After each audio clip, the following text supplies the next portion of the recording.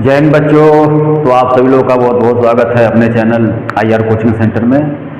तो प्यारे बच्चों, इस वीडियो में प्रश्नावली 6.3 में प्रश्न नंबर 2 से हम लोग आगे बढ़ेंगे। बाकी इसका प्रश्न नंबर 1 तो हम लोग इसके पिछले वाले वीडियो में सॉल्व कर चुके हैं। प्रश्न नंबर 1 में 6 भाग था, 6 पार्ट, वो सब सारे पार्ट हम लोग क्लियर किए। अब यहाँ से जो है इस वीडियो में हम लोग प्रश्न नंबर 2 से आगे बढ़ेंगे। तो अब रेखागणित के जितने भी नियम प्रयोग होंगे सब बताया जाएगा। अब दिमाग में सेव करना, माइंड में सेव करना, ये आप लोगों का काम रहेगा, ठीक है। रेखागणित के जितने भी नियम यूज होंगे वो सारे नियम जैसे जैसे पढ़ेंगे स्टेप बाय सब बताया जाएगा, ठीक है ना। बाकी जो मेन नियम समरूप का चल रहा है भाई वो तो रहेगा ही, समरूप त्रिभुज, ठीक है ना, समरूप। तो प्रश्न नंबर 2 में देख लिया जाए क्या है। प्रश्न नंबर 2 में कह रहा है कि इस चित्र बना हुआ है, ठीक है।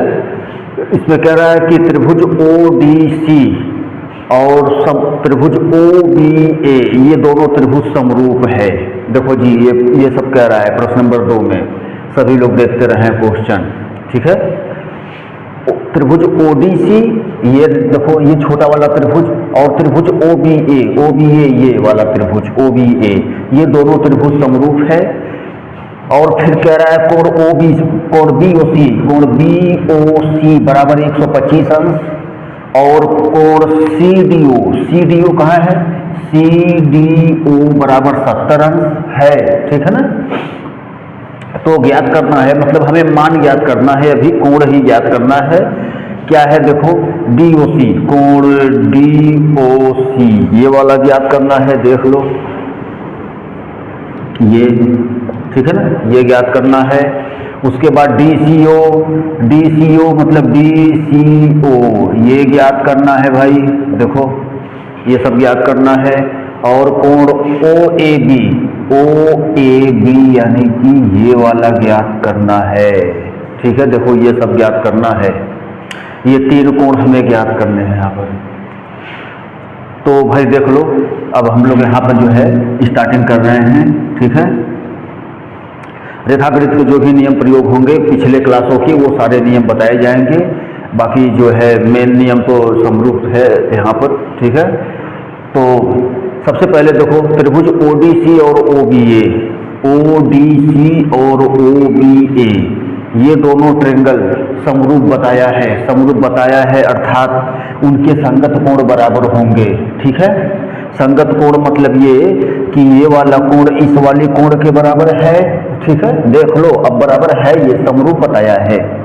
ये वाला कोण इस वाले कोण के बराबर होगा, मतलब है या समरूप है, दोनों त्रिभुज समरूप है, इसलिए ये संगत कोण बराबर होंगे उसमें। और फिर ये वाला कोण यहाँ, ये वाला कोण इस कोण के बराबर होगा, देख लो ये सब ऐसा है यहाँ पर अब, ठीक है ना, ये चीज है यहाँ पर अब, ओके। तो मतलब कि तीनों मतलब कोण क्या क्या बराबर हुए हैं अभी हम लोग देखे हैं। अब हम लोग आगे बढ़ रहे हैं। तो देखो जी, सबसे पहले तो ये वाला हम लोग याद कर लें कोण, ये वाला ज्ञात हो जाएगा। क्यों? क्योंकि इधर देखो, इधर एक रैखिक युग्म कोण बन रहा है इधर ऊपर की तरफ, इधर, ठीक है ना, रेखा BOD पर। देखो कोण BOD बराबर 180 अंश, यहाँ लिख दो कि एक रैखिक कोण है। ये पिछले क्लासों का नियम चल रहा है अभी नियम। ये कोण BOD के जगह पर हम 2 कोण लिख सकते हैं, कोण BOC प्लस कोण DOC,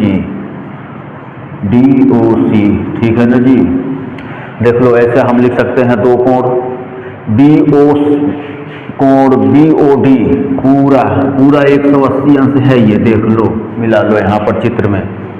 और उसके जगह पर हम 2 कोण ये अलग अलग लिख सकते हैं, ये प्लस ये, देखो BOC प्लस DOC कोण। अब BOC का मान 125 अंश दिया गया है, देखो जी, ठीक। तो 125 अंश उसके नीचे लिख दिया गया, और अब इसका पक्षांतर कर दिया जाए तो कोण DOC बराबर आ गया है भाई, ये देखो जी ये आया, ठीक। उसके बाद कोण DOC बराबर ये घटा देंगे तो आ जाएगा 5 और 5 55, ठीक है, हो गया आंसर। तो क्या करने के लिए DOC बराबर देखो जी एक आंसर तो हमारा आ ही गया है, एक आंसर तो ये वाला हम लोग लाई दिए, ठीक है ना। तो यानी कि ये 55 हो गया, अब ये 55 हो गया है तो देखो जी ये 70 है ही। अब त्रिभुज ODC में दो कोण पता है, दो कोण पता है तो त्रिभुज के कोण योग के नियम से, ये भी पिछले क्लास का नियम है, त्रिभुज के कोण योग के नियम से अभी ये C वाला हम लोग ज्ञात कर लेंगे, ठीक है ना। देख लो त्रिभुज के कोण योग के नियम से, तो अब हम लोग त्रिभुज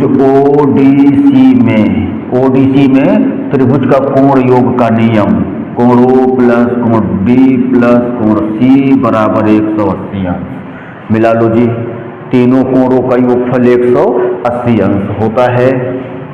कोणों का मान अभी हम लोग 55 अंश निकाले हैं, वहाँ से देखते रहो चित्र से ही, ठीक। उसके बाद कोण D का मान 70 अंश दिया है, कोण C का मान निकालना है, ठीक। अब 70 और 55 जोड़ेंगे तो हो जाएगा 125 और 125 का पक्षांतर कर दिया जाए, तो यानी कि कोण C बराबर हो गया ये पक्षांतर होकर माइनस में, ठीक है। अब देखो जी इस कोण C का पूरा नाम, ये कोण C ये रहा, तो इसका पूरा नाम हम लिख सकते हैं कोण DCO। देख लो इस कोण C का पूरा नाम कोण DCO लिख सकते हैं, ठीक। और ये घटा देंगे तो आ जाएगा 55 अंश, ओके। तो यानी कि कोण C ये भी आंसर हो गया जी। कोण DCO ये रहा जी, ये भी आंसर हम लोग ला दिए, 55 अंश वो भी रहा, ठीक। यानी कि ये भी 55 अंश हो चुका है। अब देख लो, अब देखो अब हमें ये वाला और निकालना है, तो ये वाला मतलब कि जितना ये है उतना ही ये है, क्यों? क्योंकि ये दोनों त्रिभुज समरूप बताया है, देखो यहाँ पर क्वेश्चन में ही। तो अब इसके लिए ज़्यादा कुछ नहीं करना है, अब लिख देना है चूंकि त्रिभुज ODC समरूप त्रिभुज OBA दिया है, ठीक है ना। देख लो भाई ये दिया है तो इसलिए कोण C बराबर कोण A, इसलिए कोण A बराबर कोण C, ठीक है। कोण C का मान 55 है, देख लो। और संगत कोण बराबर हुए, अभी हम लोग पीछे डिस्कस किए थे। तो इस कोण A इसका पूरा नाम कोण OAB, देखो जी 55, यानी ये भी इसका भी आंसर कोण OAB बराबर 55 अंश। तो ये यहाँ पर जो है एक नियम, ये एक रैखिक जो है युग्म कोण कहो या एक रैखिक कोण कहो, एक नियम।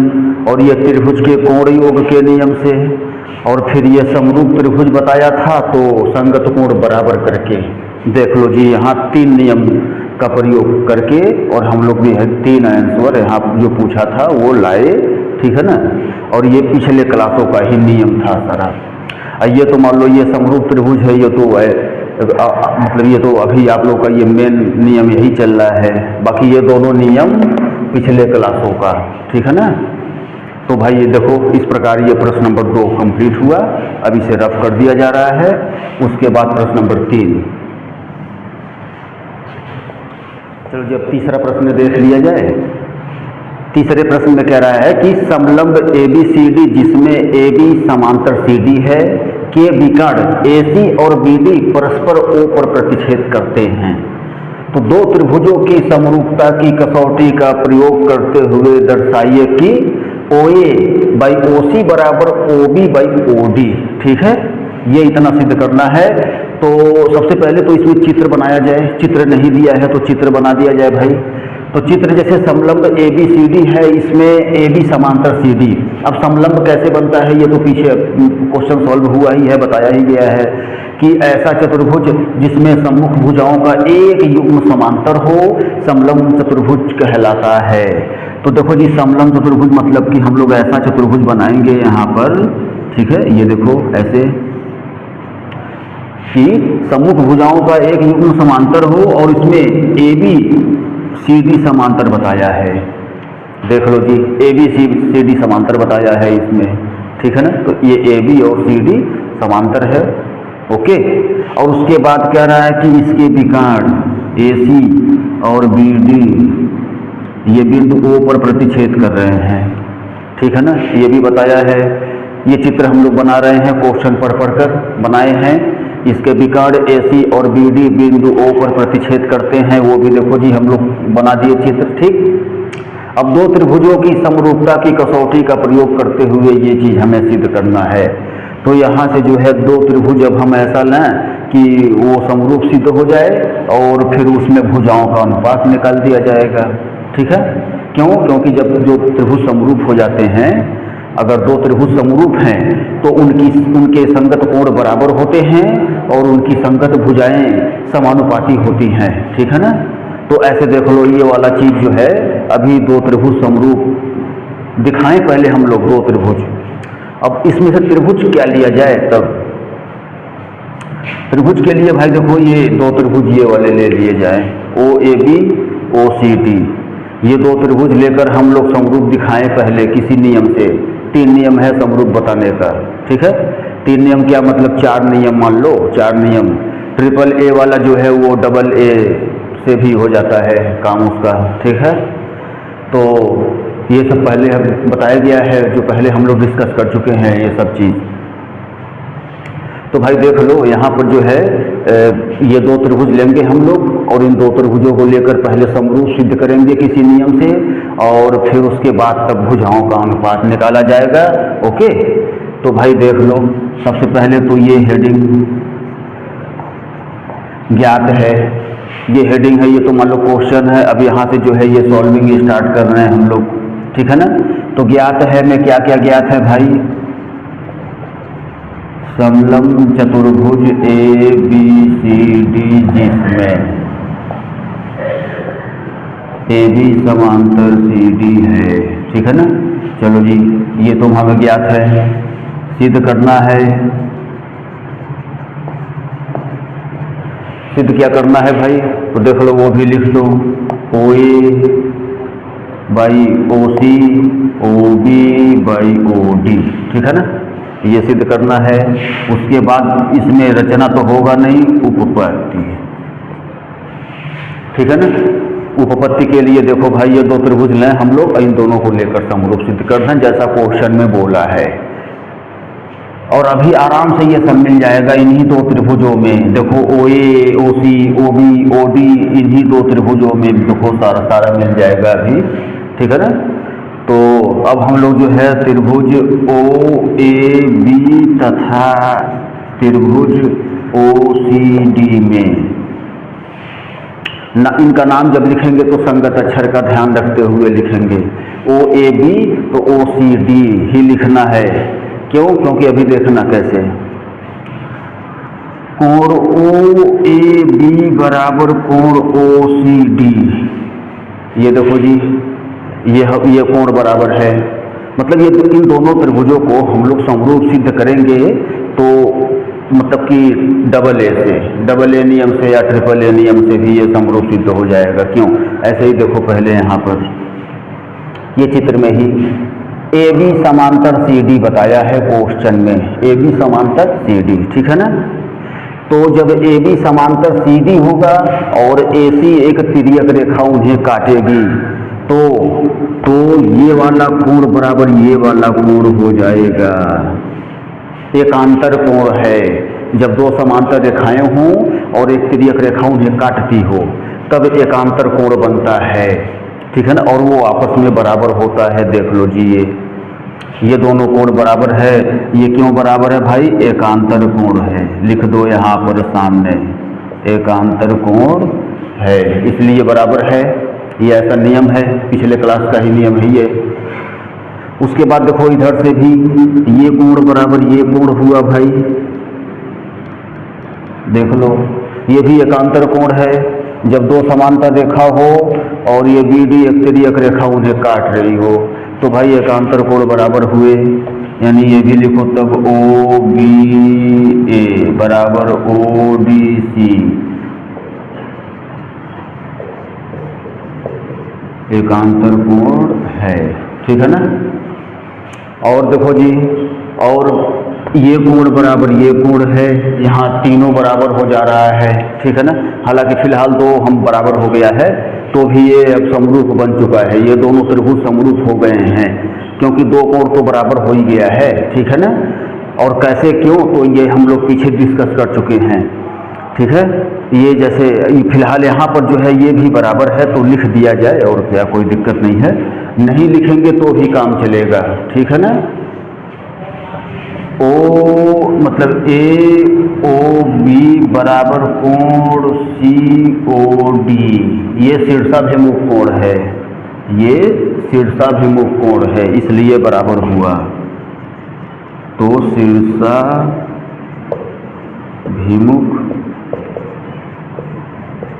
कोण है। ठीक है ना। तो भाई बराबर हुआ तो अब ट्रिपल ए से जो है हो जा रहा है ये ए समरूपता से। क्या हुआ भाई, त्रिभुज ओ ए बी समरूप त्रिभुज ओ सी डी। देखो जी, ये दोनों त्रिभुज जो अभी हम लोग लेकर चले थे वो दोनों समरूप हो चुका है और ट्रिपल ए नियम से समरूप हुआ है। ठीक है ना। जैसा त्रिभुज जैसा क्वेश्चन में बोला है हम लोग वो काम कर दिए। अब इसमें से भुजाओं का अनुपात निकाला जाए। तो देखो जी, कैसे भुजाओं का अनुपात यहाँ से जो है यहीं से हम लोग निकालेंगे। यहाँ से अगर ओ ए लिया जाए, यहाँ से अगर ओ ए तो यहाँ से ओ सी आएगा। ठीक है ना। ठीक है। और देखो जी, एक तरफ का तो आ ही गया, उधर का जो है ओ बी, तो यहाँ से अगर ओ बी लिया जाए तो यहाँ से ओ डी आ जाएगा। संगत अक्षर के साथ लेना है। ठीक है। इसमें त्रिभुज का नाम भी लिखना है तो संगत अक्षर के साथ लिखना है। और देख लो जी, बिल्कुल तीसरी भुजा हमें निकालने की जरूरत ही नहीं है, वो तीसरी भुजा वाला भी अनुपात जैसे बराबर हुआ। ठीक है ना। लेकिन हमें वो निकालने की जरूरत नहीं है। ये दो हमें देखो ठीक ठीक एकदम जो सिद्ध करना है एकदम वही मिला एकदम निकालते ही। ठीक है ना। और संगत अक्षर के साथ हम लोग निकाले हैं तो बस अब इसमें ज़्यादा कुछ नहीं करना है। और ये जी प्रूव्ड, ये सिद्ध हुआ जी, जो हमें सिद्ध करना था देखना जी, ये सिद्ध हुआ कंप्लीट। तो फिर अब इसे भी अब देख लें। इसमें एकांतर कोण का नियम आया है, समांतर रेखा हो और जब तिर्यक रेखा उन्हें काटती हो तो एकांतर कोण और संगत कोण बनते हैं। तो फिलहाल यहाँ पर एकांतर कोण जो है करके हम लोग निकाले और बराबर करके समरूप दिखाए। ठीक है। तो ये एकांतर कोण भी पिछले क्लासों का ही एक नियम है। ठीक है। पिछले क्लासों में है सब ये सारा नियम, तो देख लें सभी लोग, जैसे जो भी नियम पड़ेगा सब बताया जाएगा स्टेप बाय स्टेप। अब जो है याद करना, माइंड में सेव करना, ये आप लोग का काम रहेगा। तो फिर इसे रब कर दिया जा रहा है और इसके बाद प्रश्न नंबर 4।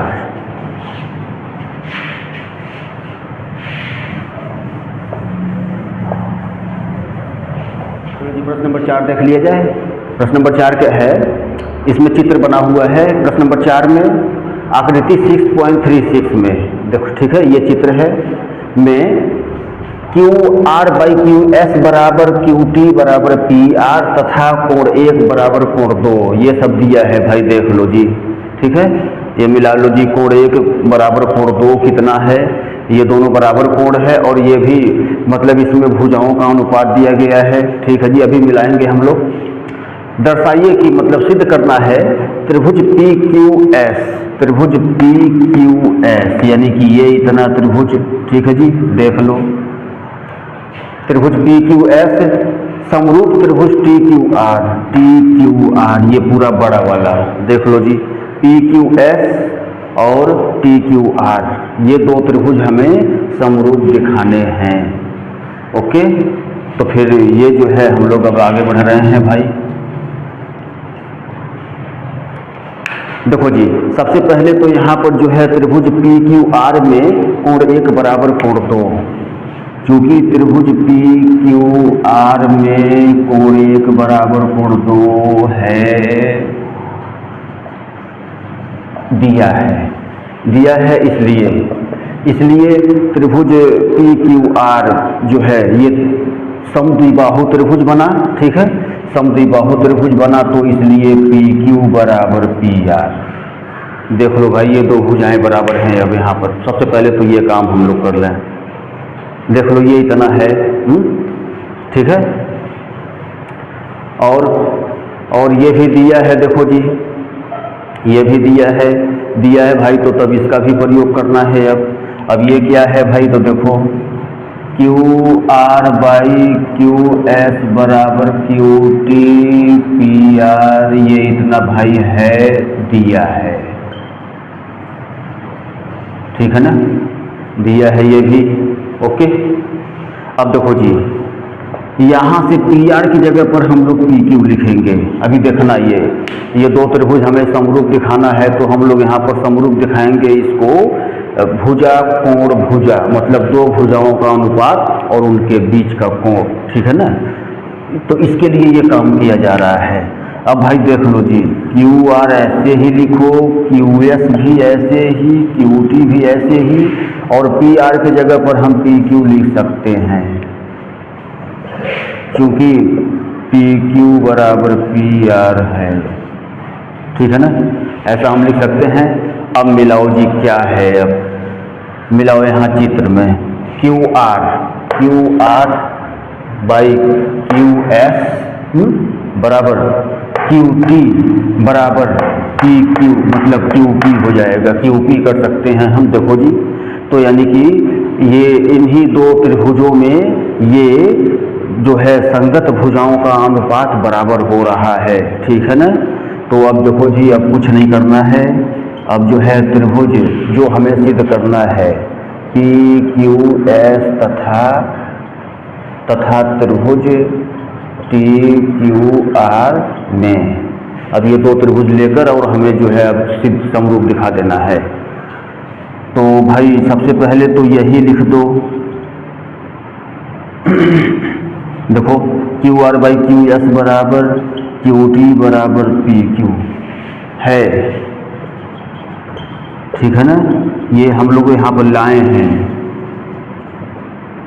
सिद्ध किया गया है, ठीक है। उसके बाद देखो जी, कोण 1 बराबर कोण 1 उभयनिष्ठ है, यही कोण इस वाले ट्रायंगल में भी है कोण 1 और इसमें भी कोण 1 है, ठीक है। तो कोण 1 बराबर मतलब कि कोण Q बराबर कोण Q, ऐसे लिखो, कोण Q बराबर कोण Q उभयनिष्ठ है, ठीक है ना, उभयनिष्ठ है भाई, कॉमन है, इसलिए तो बस देख लो एस, इसलिए एस ए एस समरूपता से। अब ये दोनों त्रिभुज समरूप हुए जी, पी त्रिभुज पी क्यू एस समरूप त्रिभुज टी क्यू आर।